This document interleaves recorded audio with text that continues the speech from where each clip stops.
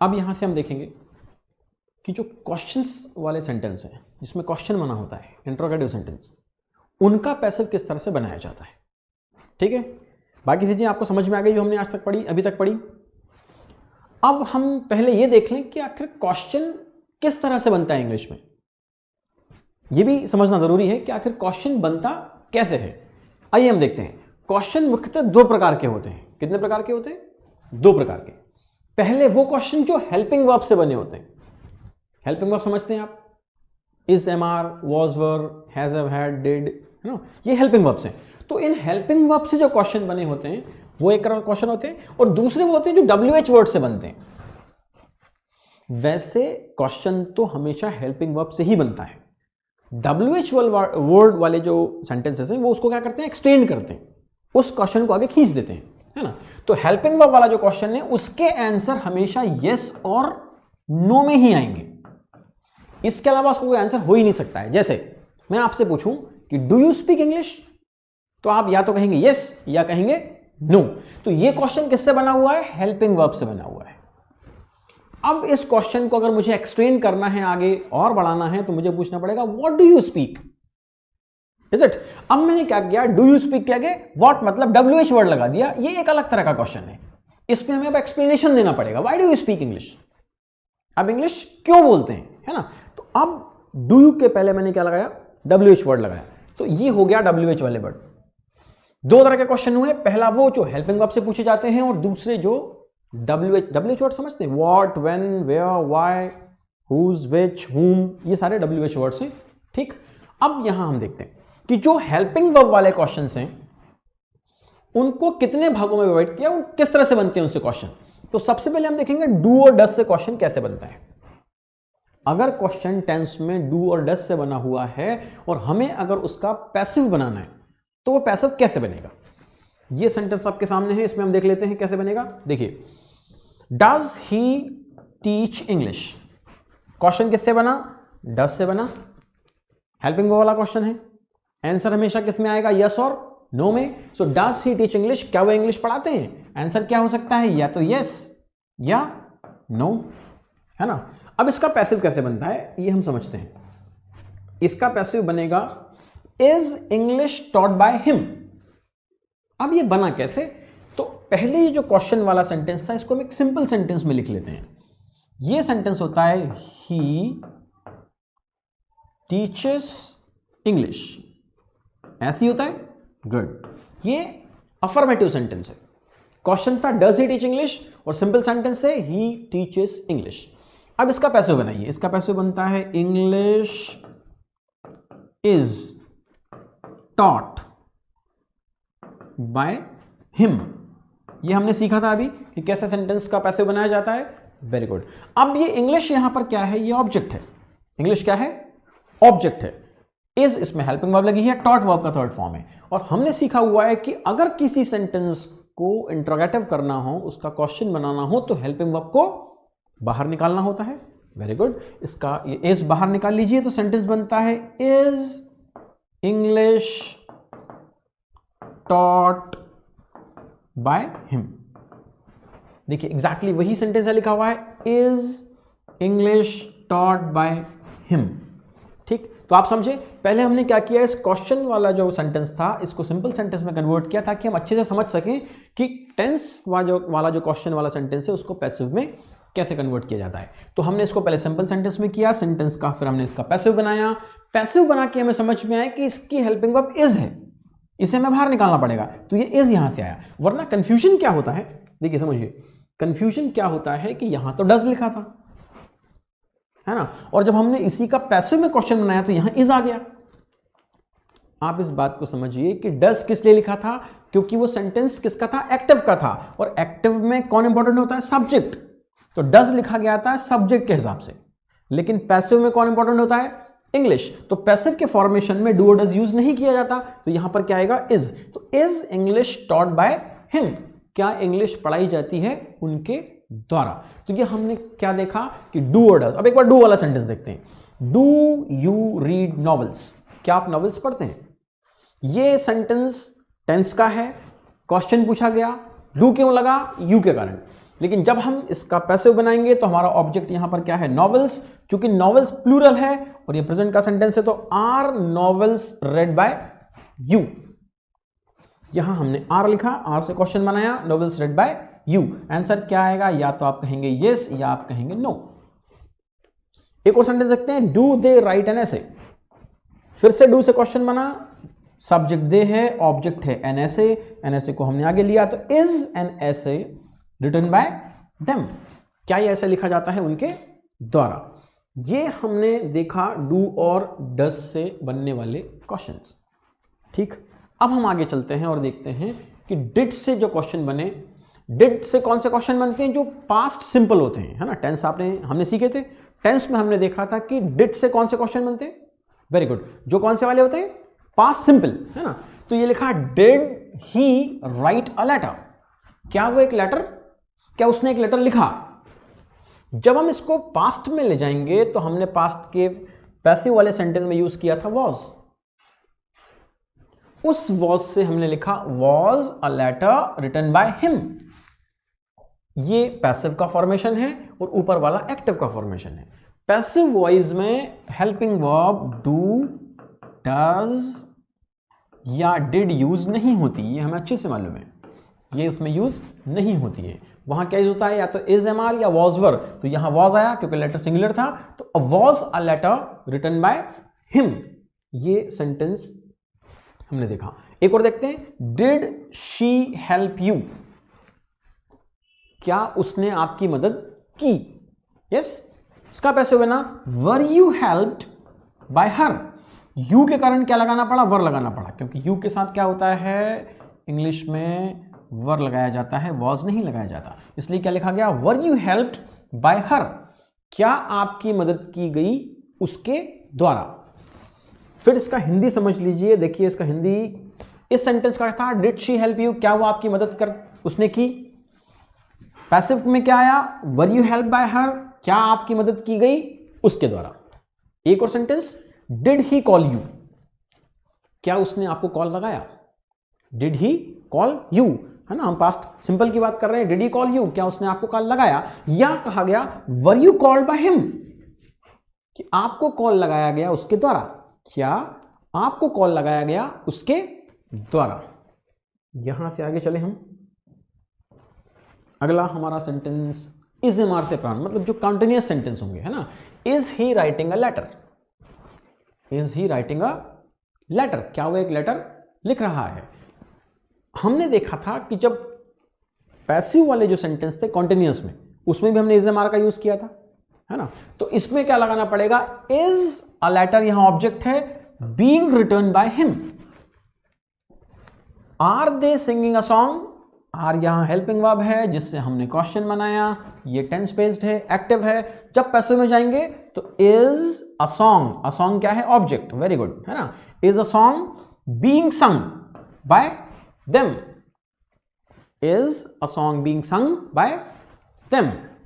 Are you watching a movie, क्या आप एक पिक्चर देख रहे हैं।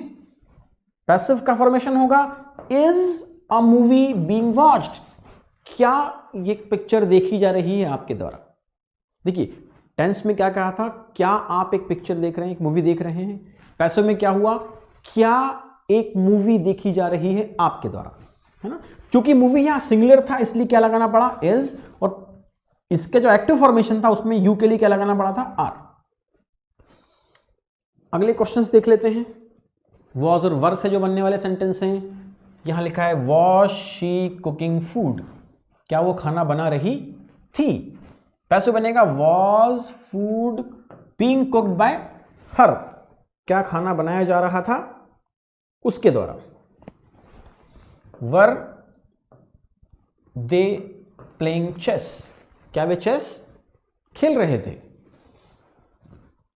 Was the chess being played by them, was he washing the clothes, were the clothes were being washed by him.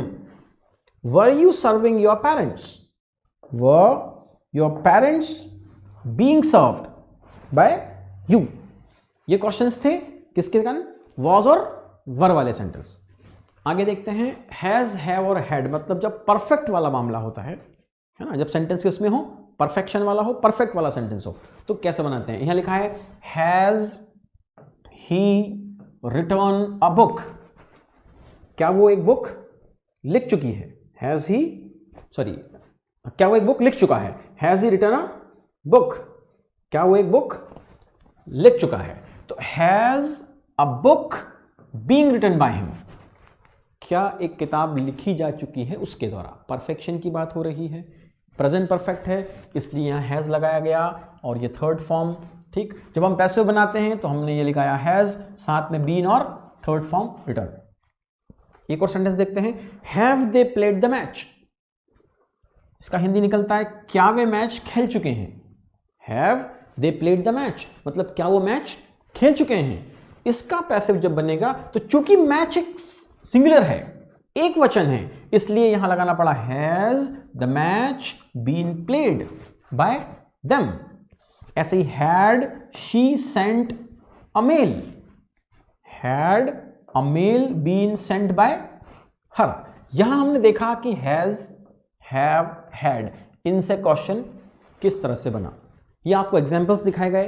अभी आपको इसकी प्रैक्टिस करनी पड़ेगी, जैसे जैसे आप प्रैक्टिस करते जाएंगे आप इसमें वेल वर्स्ड हो जाएंगे, आपको बहुत अच्छे से समझ में आने लगेगा। इसकी प्रैक्टिस करने पे आप इसमें कॉन्फिडेंट हो जाएंगे, कैसे चेंज करना है एक्टिव से पैसिव, ये आपको बहुत कंफ्यूजन नहीं देगा, कंफ्यूज नहीं करेगा। अगला सेंटेंस हम देखते हैं। अब WH वर्ड से अगर सेंटेंस शुरू होता है, क्वेश्चन बनता है, तो पैसिव में किस तरह बदला जाएगा। अभी तक हमने देखा था कि अगर हेल्पिंग वर्ब से क्वेश्चन बना हो तो पैसिव में कैसे बदलेंगे। अब हम यहां देख रहे हैं कि WH वर्ड जैसे व्हाट, व्हेन, वेयर, व्हाई, इस तरह के शब्द, इनसे अगर सेंटेंस प्रारंभ होता है तो पहली बात तो उसका आंसर यस नो में नहीं दिया जा सकता, यस, क्योंकि हेल्पिंग वर्ब वाले का आंसर दिया जा सकता है। और अब हम देखेंगे कि इसको किस तरह से चेंज किया जाएगा। देखिए हम देखते हैं सेंटेंस, अगर कोई सेंटेंस हु से प्रारंभ होता है तो इसको हम जब पैसिव में ले जाते हैं तो हु को हमें क्या करना पड़ता है, बाय हुम करना पड़ता है। हु को क्या बदलना पड़ता है, बाय हुम में चेंज करना पड़ता है। सेंटेंस से देखते हैं, who solve the problem, problem किसने सॉल्व की, यस। अब हमने देखा है कि हमें क्या करना है, हु को लिखना है बाय हुम, और बाकी सेंटेंस को पुराने नियमों के हिसाब से पैसिव में बदल देना है। सॉल्व द प्रॉब्लम क्या है, ये पास्ट सिंपल का सेंटेंस है, वो पास्ट सिंपल के पैसिव में वॉज और वर लगता है, तो was the problem solved. Who को हमने चेंज किया बाय हुम में, और बाकी सेंटेंस को पास्ट सिंपल के हिसाब से पैसिव बनाया, तो by whom was the problem solved, किसने प्रॉब्लम सॉल्व की, और प्रॉब्लम सॉल्व की गई किसके द्वारा। एक और सेंटेंस देखते हैं यहां ताकि हम थोड़ा क्लियर कर पाए चीजों को। अगला सेंटेंस है, who can break this stick, who को हमने चेंज किया बाय हुम में, मॉडल के साथ हम बी यूज करते हैं इसलिए लिखना पड़ा by whom can this stick be broken, by whom can this stick be broken. एक और सेंटेंस है, who wrote the Ramayana, who को हमने चेंज किया बाय हुम में, by whom was the Ramayan return, किसके द्वारा रामायण लिखी गई। इसी के साथ आगे देखते हैं कि आगे क्या सेंटेंस आ रहा है। अच्छा, अगर वाई से सेंटेंस बनाओ, why have you broken the mirror, why have you broken the mirror. अभी हमने देखा था कि अगर सेंटेंस में हु हो तो हमने चेंज किया था बाय हुम में, यस, लेकिन अगर यहां वाई लिखा है तो हमें उसको वाई रहने देना है, सिर्फ हु को चेंज करना है बाय हुम में। तो why have you broken the mirror, sentence बनता है वाई, और हैज यहां लिखना पड़ा क्योंकि मिरर यहां पर सिंगुलर है। क्या है, सिंगुलर, एक वचन। So why has the mirror been broken, ये हम पहले ही सीख चुके कि बीन कहां से आया, ब्रोकन कैसे लिखा गया। जब हमने पैसिव का फॉर्मेशन देखा था वहां सीखा था कि बीन कब आएगा और थर्ड फॉर्म कैसे यूज किया जाता है। एक और सेंटेंस है, when will you return my pen, question बना है WH वर्ड से, व्हेन को एज इट इज लिखना होगा व्हेन, और ये जो सेंटेंस को इसको पैसिव में ले जाना पड़ेगा, तो will my pen be returned, third form लगाना पड़ा। एक सेंटेंस है, where did you put the keys, इसका सेंटेंस समझिए, वेयर को वेयर लिखने नहीं दिया, साथ में were the keys put by him. Were क्यों लिखना पड़ा? क्योंकि डिड के कारण। डिड में सेंटेंस कौन सा था? Past simple. यस, ये पास्ट सिंपल का सेंटेंस था। पुट के तीनों फॉर्म पुट पुट पुट होते हैं, इसलिए हमें यहां पर पुट लिखना पड़ा। तो सेंटेंस हो गया where were the keys put by him. फिर से एक वाई का सेंटेंस आया, why does he kick the ball. Why as these है, why is the ball kicked. ये सारे WH वर्ड वाले सेंटेंस हैं। सिर्फ हु को हमें क्या चेंज करना है? बाय हुम में। अदरवाइज अगर वाई हो, व्हेन हो, वेयर हो तो हमें उनको एज इट इज ही लिखना पड़ेगा पैसिव में चेंज करते वक्त। एक और इंपॉर्टेंट कंसेप्ट अब यहां पर है कि अगर हुम लिखा हो तो हमें क्या करना है? उसे हु में चेंज करना है। सेंटेंस से देखते हैं, whom have you invited? whom have you invited? Sentence question है, बना हुआ है whom से। इसको जब हम पैसिव में ले जाएंगे तो हमें क्या करना पड़ेगा? whom को चेंज करना पड़ेगा who में। who has been invited by you। बाकी सारा जो चेंज हुआ है वो पैसिव के रूल्स के हिसाब से हुआ है। अगला सेंटेंस है whom has he abused? whom has he abused? Sentence बनता है who has been abused by him। Next sentence है whom has she reported? who को चेंज किया whom में, who has been reported by her। यहां हमने देखा कि whom को हम किस में चेंज करते हैं? who में चेंज करते हैं। तो सारे सेंटेंस whom से शुरू हुए थे, जिनको हमने जब पैसिव में ले गए तो इसको क्या किया? who में बदल दिया।